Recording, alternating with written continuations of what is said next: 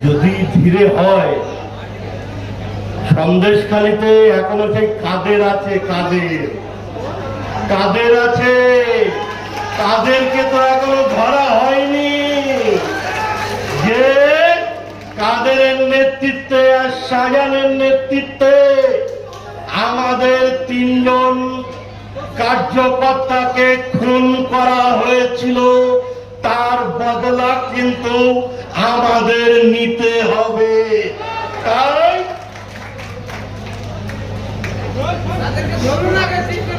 তাই উচ্চ স্বরে একবার বলুন, ভারত মাতাকে, ভারত মাতাকে।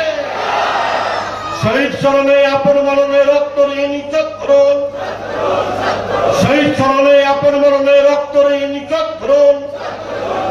প্রদীপ দা, তোমায় আমরা ভুলছি না, ভুলবো না।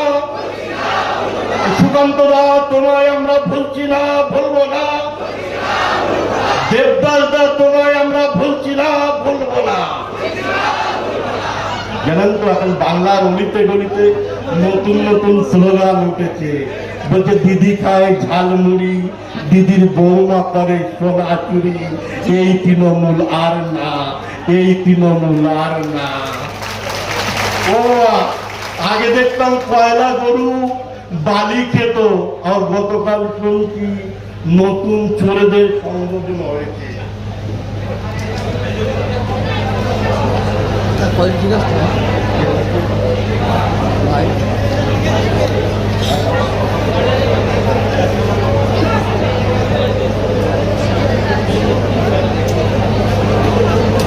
আমাদের জেলার সভাপতি মাননীয় সুকল্যাণ দা, কৃষ্ণেন্দু দা, আমাদের ইনচার্জ আছেন শঙ্কর দা, তারক দা আছেন, বিকাশ দা আছেন, আর আমাদের মন্ডলের রবীন দা, বিপ্লব দা, শান্তনু দা, অর্ণব দা এরা আছেন।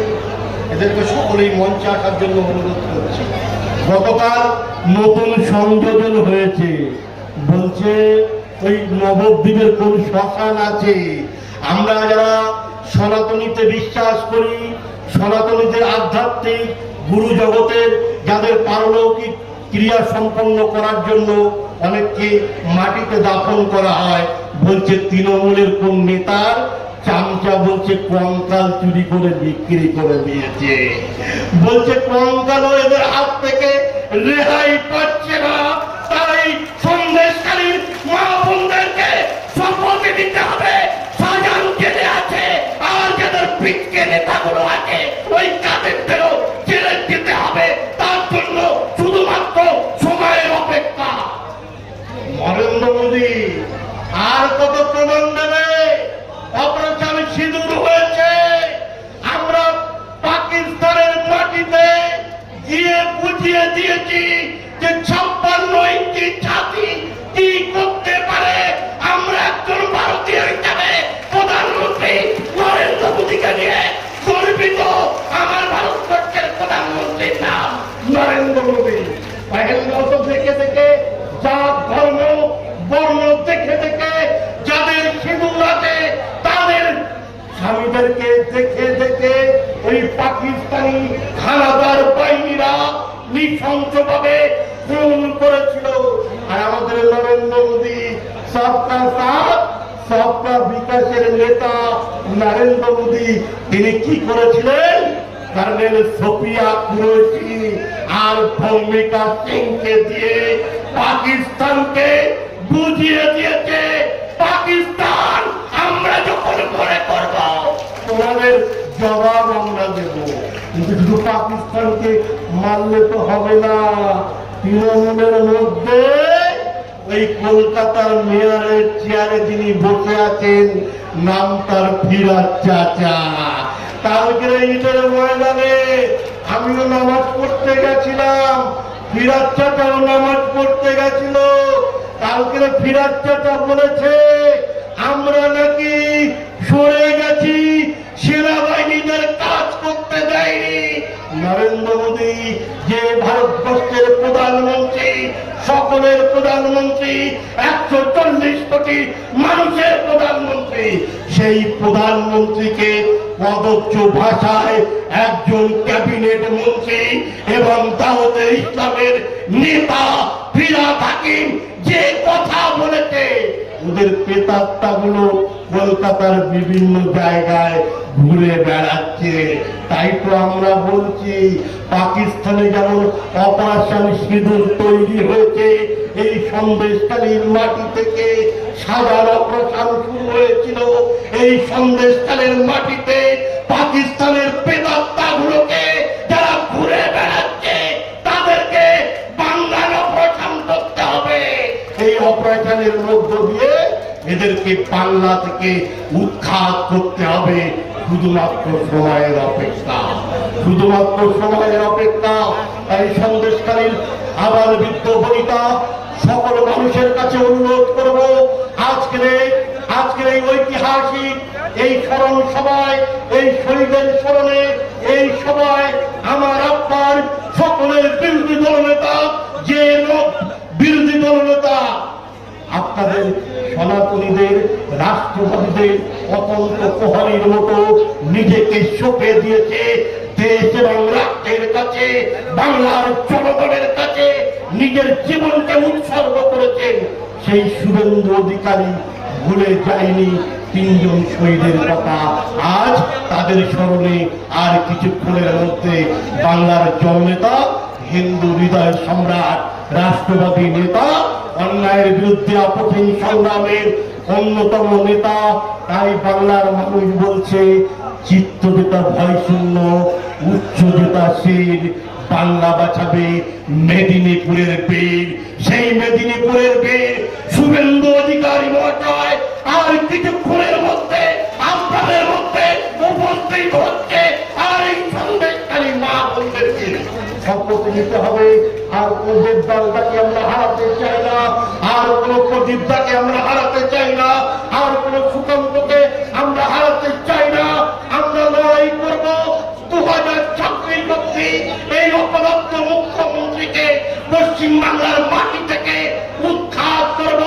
নবান্ন 14 তলায় গেরুয়া ঝান্ডা উঠবে, ভারতীয় জনতা পার্টির ঝান্ডা উঠবে। শুধুমাত্র সময়ের অপেক্ষা। তাই আপনারা গুজবে কান দেবেন না।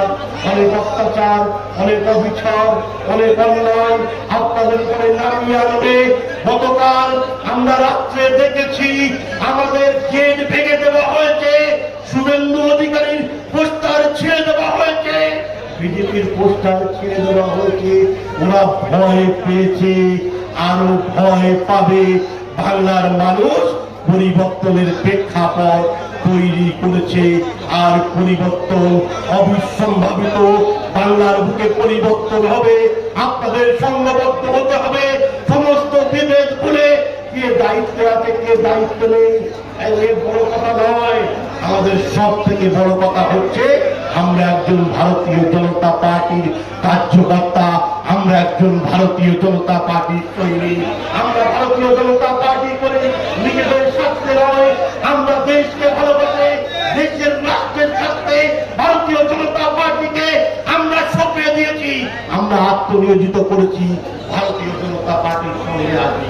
তাই 26-এ এই খুনের বদলা কিন্তু আপনাদের নিতে হবে। আগামী 2026-এ আর মাত্র 8 মাস বাকি আছে। এই হীরক রানী, এই চোরেদের রানী, এই মমতা বন্দ্যোপাধ্যায়, এই বেগমকে, এই মমতাজ বানুকে পশ্চিমবাংলার মাটি থেকে উৎখাত করতে হবে। আর তার সূচনা সন্দেশকারীর মাটিতে মা বোনেরা করবে। তাই আপনাদের কাছে অনুরোধ করব, আগামী 2026-এ যে পরিবর্তনের প্রেক্ষাপট তৈরি হয়েছে, এই পরিবর্তনের প্রেক্ষাপটকে সামনে রেখে আপনাদেরকে সংঘবদ্ধ হয়ে লড়াই করতে হবে। এই গুটিগত কথা বলে সকলকে শ্রদ্ধা জানিয়ে, তিনজন শহীদকে শ্রদ্ধা জানিয়ে আমি আমার কথা ইতি টানছি। ভারত মাতা কে, ভারত মাতা কে। দেখো, কালীঘাটের ময়না সত্যি কথা কয় না, শুধু মানে ডবল ডবল চাকরি হবে, আর কলকাতায় চাকরি হারাদের উপরে ডবল ডবল লাঠি চালায়। আজকে 26,000 শিক্ষকরা রাস্তায় বসে আছে, প্রাইমারি টেটে উত্তীর্ণ হয়ে তারা বসে আছে। আবার দেখছি এতদিন হিজাব করেছিল, ঘোমটা টেনেছিল, কালকে আমাদের মমতা বানু, মমতাজ বেগম রেড রোডের নামাজে যায়নি। তিনি বলছেন নামাজে গেলে হিন্দু ভোটার থাকবে না। বলছে দুধের গাইদের দিয়ে তো অনেক কিছু হয়েছে, ওই জগন্নাথ ধাম করেছে। জগন্নাথ ধাম একটাই আছে, সেই ধামটা হচ্ছে ওই পুরীতে, উড়িষ্যায়। আর কোনো ধাম টাম নেই। মমতা ব্যানার্জি হিন্দুদেরকে ভুল পথে পরিচালিত করছে, আর দোকান থেকে করে প্যারা সন্দেশ দিয়ে হিন্দুদেরকে প্রসাদ হিসেবে দিয়ে এই অপমান করার চেষ্টা করছে। এর বিরুদ্ধে আপনাদের সজাগ থাকতে হবে। এই লড়াই অত্যন্ত কঠিন লড়াই। তাতে দাঁত চেপে শাহজাহান শেখকে আপনারা জেলে ঢুকিয়েছেন, আর একটু লড়াই দিন, এই 3 জন শহীদের আত্মা শান্তি পাবে। এই শহীদের আত্মা শান্তি পাবে। তাই আমি আমার এই ছোট্ট কথা ইতি টানছি। ভারত মাতা কি, ভারত মাতা কি। আমাদের মধ্যে প্রদীপ মন্ডলের বিচার চাই স্যার, এই 3 জনের বিচার চাই শেখ শাহজাহানের বিরুদ্ধে। শাহজাহানের বিরুদ্ধে 3 জনের বিচার চাই প্রথমে, তারপরে অন্য কথা বলবেন, সেই জন্যই বলবেন। আমার বক্তব্য ইতি টানছি। সকলেই ভালো থাকবেন, বুঝতে পেরেছি। পরিবার বিচার পাবে। 2026-এ সরকার হবে।